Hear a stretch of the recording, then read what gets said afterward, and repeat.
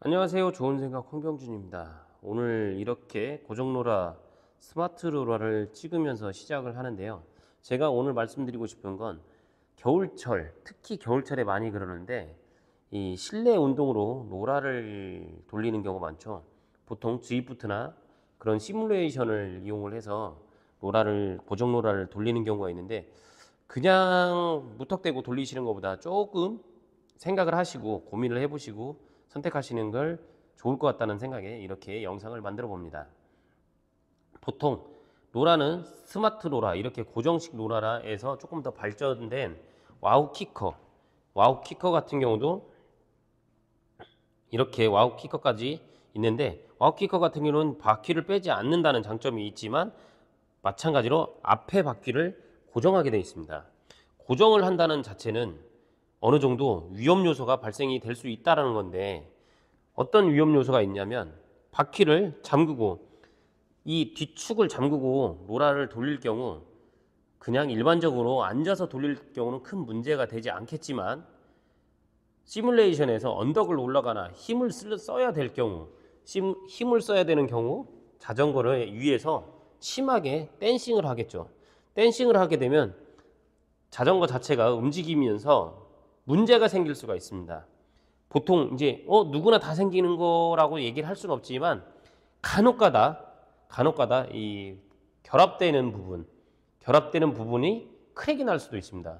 물론 엑셀 방식은 좀 덜 하겠다라고 얘기할 수도 있지만 그걸 피해갈 수 있을지 없을지는 장담 못 하는 거죠. 보통 재미가 없으니까 시뮬레이션으로 해서 G푸트를 이용해서 로라를 나는 돌린다라고 생각을 하지만, 사실상 실내에서 운동할 때, 사이클을 탈 때는 이왕이면 고정되어 있는 형태 말고 고정되어 있지 않은 이런 로라를 갖다가 평로라를 이용을 하시는 걸 추천을 해드립니다. 평로라 같은 경우는 자전거 위에서 타이어 마모만 형태가 되고 고정하지 않기 때문에 자전거는 밖에서 타는 거와 동일하게 탈 수가 있죠.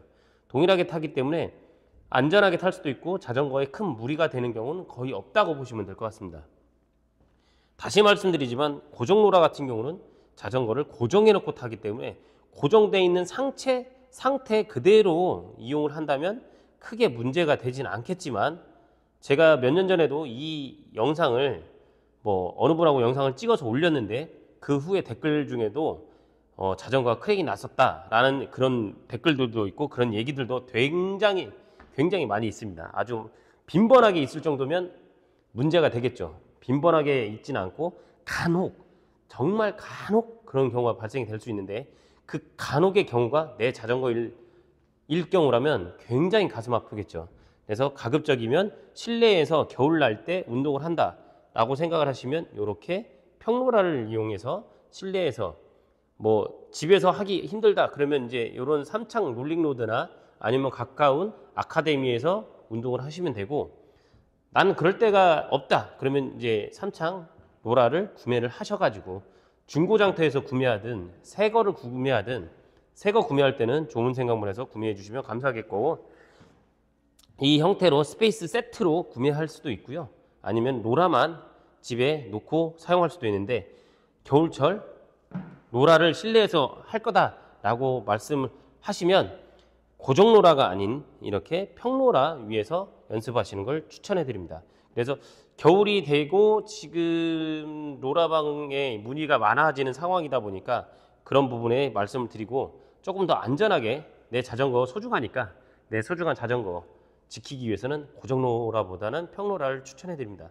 만약에 고정 로라를 난 해야 돼 라고 하면 그냥 알루미늄이나 이런 자전거를 갖다가 막 자전거를 한 대를 더 구비하시든지 이런 것도 좋은 방법일 거라고 생각합니다. 여유가 되신다면요. 그래서 오늘은 겨울철 로라 타는 거, 어떤 걸 타는지 좋을지 그리고 주의해야 할 거에 대해서 잠시 얘기해 드려봤습니다.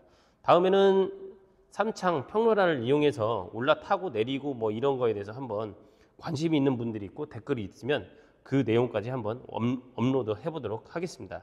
이상 겨울철 자전거 실내 운동할 때 어떤 게 좋은지 그거에 대해서 삼창 롤링로드에서 한번 설명드려 봤습니다.